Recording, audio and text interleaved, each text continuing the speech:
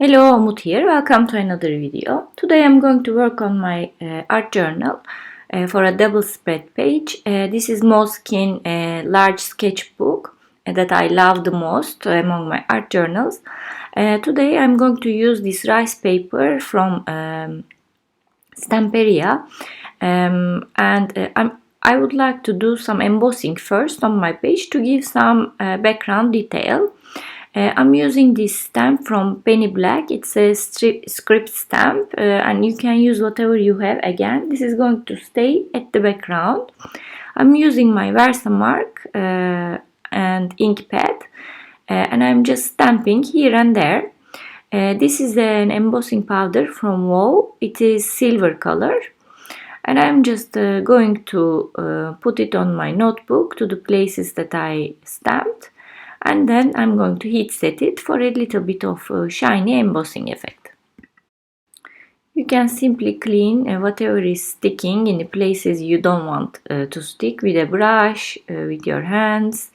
I am quite happy with everything because this, as I said, this is just a background stamping. Now I took my rice paper. I love it. This girl standing sitting in the garden, and the colors are like quite subtle and nice with reds and peaches. I'm just going to rip this girl out of the page, and I'm going to do my own composition according to the notebook. Rice papers are like napkins. They are quite nice to use as focal points, backgrounds.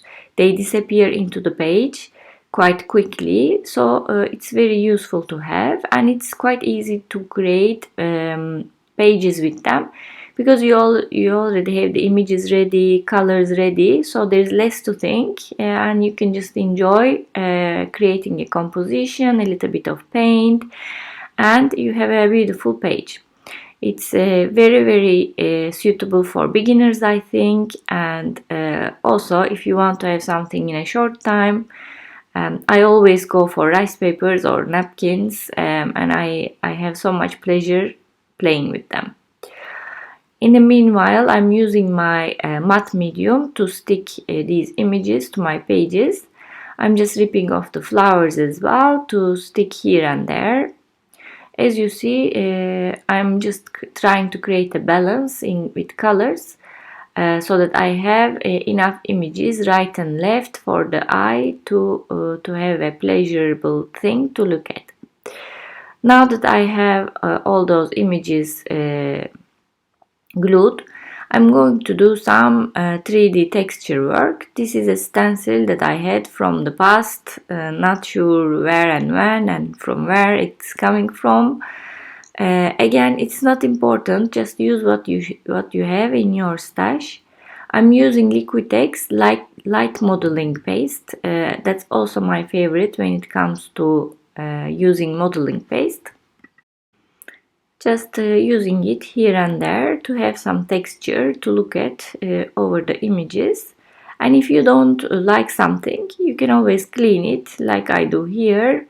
It doesn't get set or dry in a minute, so you have a lot of time to play with it. After this, I'm going to give color to my pages with paint. I'm using Distress Oxide. This is antique linen. I'm just spraying or using the nozzle to give some color. And I'm using a bit of water to spread and blend the paint. And because I have texture, it looks really nice when it creates different colors, different tones across the texture that I created. And I'm keeping a napkin tissue next to me so that I can dab off the excess water that I have on the pages. As you see, I go over the texture to make them more visible and have the color go inside those textured areas.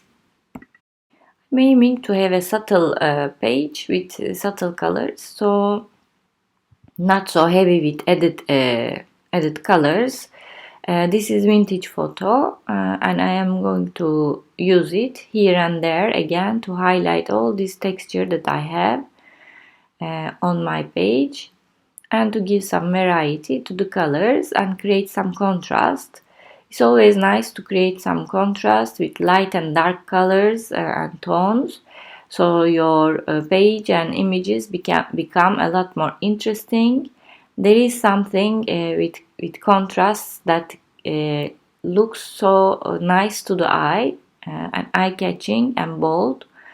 So I always try to use some dark and light colors at the same time. I'm going to go and use this oxide ink pad as well to go around the edges, and maybe a little bit more darker with walnut stain, so that I have a nice border. So I'm just going around the edges to give a little bit darker color, and you see how nicer it looks. And that was not enough for me. I wanted a little bit more with black, so I'm going around with my archival ink. It doesn't matter, any black ink will do. And I'm going to do some splashes with this beautiful cherry color from this dress again, to just have some balance with the other colors that I have. And this is walnut stain for a little bit darker splashes.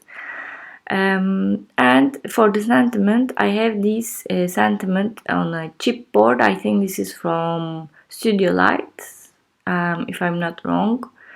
And I don't want that chipboard thickness, so I'm going to rip it off from the backing and use it as a paper.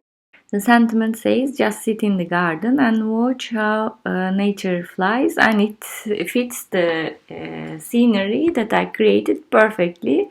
Because the girl is sitting in the garden watching the flowers and the birds. I wanted a little bit more detail, so these are the jewels that I have, sticky jewels, and I'm using this and that in the middle of these flowers that I created, that goes with the colors of the project. So a little bit of peach color, silver color, and not so much adding dimension, little ones, and they look really nice, adds another detail to the project. And final detail is I'm going to go around this sentiment with a little thin black pen, so it's more visible. And I'm finished for today's project. I hope you enjoyed it. It was really easy and took no effort to complete, because we have all the elements ready. Please don't forget to subscribe, comment or like my videos if you like them. And I hope to see you next time.